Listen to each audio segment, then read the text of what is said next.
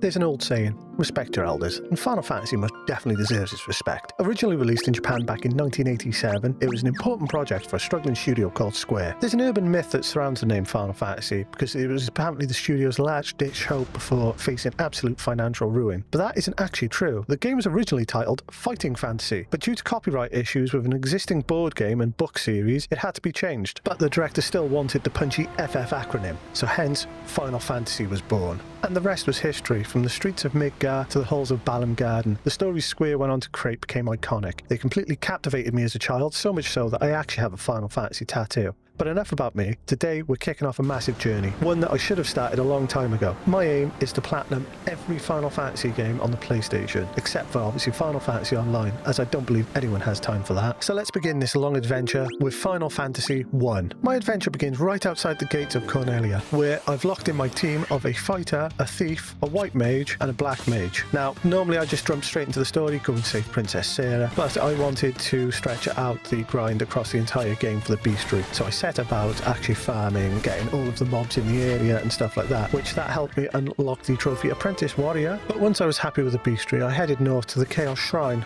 and I absolutely slapped about Garland, rescued Princess Sarah, and brought her home to secure the loot, as well as earning the Field Research Basic Trophy. I crossed the newly built bridge, watched the legendary opening cutscene roll, and I was finally awarded with the A Hero's Journey trophy. And after that, I started moving east to head towards the town of Pravoka, which my party was moving steadily, and I ended up getting the Experienced Warrior for hitting 300 kills, closely followed by the Thrifty Spender for hoarding my first 10,000 gil. So when I did actually walk into town, I showed Bicky the pirate exactly who was boss. Look at me, sure. I'm the captain now. And after acquiring the ship, before I even set sail, I started button mashing on my controller to force the 15 puzzle minigame, which unlocked the trophy Hidden Game. And with auto battle speeding up the combat, I spent most of my time adding to the beastry, which helped me unlock Smart Saver as well as Legendary Warrior. It was around this time I earned the Rookie Treasure Hunter trophy for collecting 10% of the chests, as well as money bags for obtaining 100,000 gil. This meant that the first major boss milestone went down seamlessly as I purified the Earth Crystal for Earth's Blessing, quickly followed by Mount Glug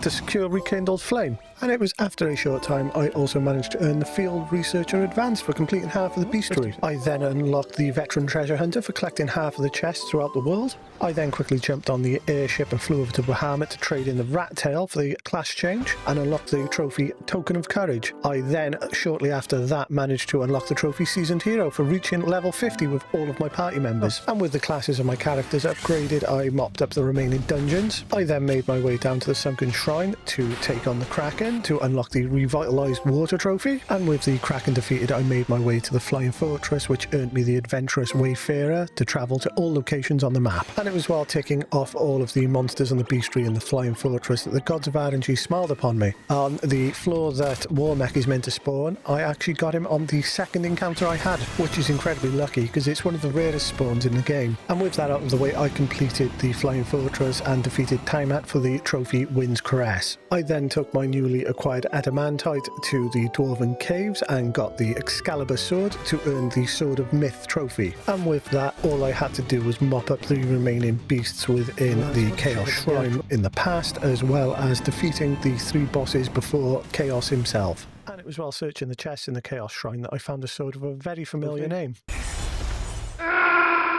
And with those both done, I earned the Field Research Professional as well as Prophecy Foretold trophy. And with that, as you can see, credits have rolled, but sadly it's not the platinum yet. That's because some idiot walked straight past a treasure box. Luckily for me, the Pixel Remaster collection has an incredible quality of life feature in it, one in which the world menu actually breaks down the treasures that you've opened and which ones aren't yet. So it was simply a case of going through that menu and finding which area I hadn't opened a chest in. And for me, I'd missed one in the Sunken Shrine, so I headed straight down there and started canvassing the whole area, searching each floor one at a time just to make sure I find the one. Luckily I found it on B2. I cracked open that box and the Legendary Treasure Hunter trophy popped up, as well as the Master of One Platinum. And that's Platinum number 5 in the bag. So how did the game actually hold up? Honestly, really quite good. They didn't change a lot of the core game here. If anything at all, it's still very much a standard old school 80s RPG straight out of the NES era. It's simple, elegant, and it doesn't try to bog you down with overly complicated mechanics. It's just pure classic Final Fantasy. Now looking at the features features that are in the Pixel Remastered, there was a lot of things that were good with it. The audio and visuals were really quite nice. Visually, it struck beautifully. You know, they updated it and they could actually put the scan lines in, which I thought was really nice. The music, they completely remastered, and the new soundtrack, it was lovely. It was very faithful to the old one, and you also had the ability to toggle it back to the 8-bit music.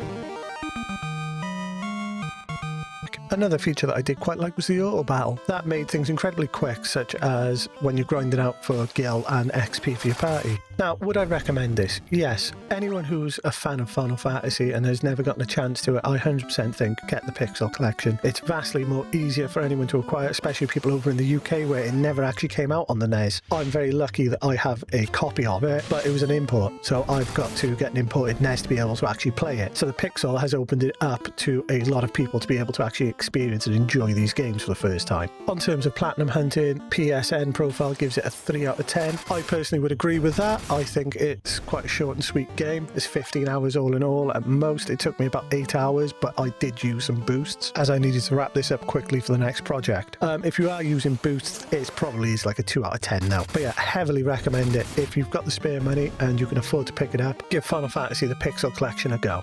Thank you for watching, and I'll see you in the next one, guys.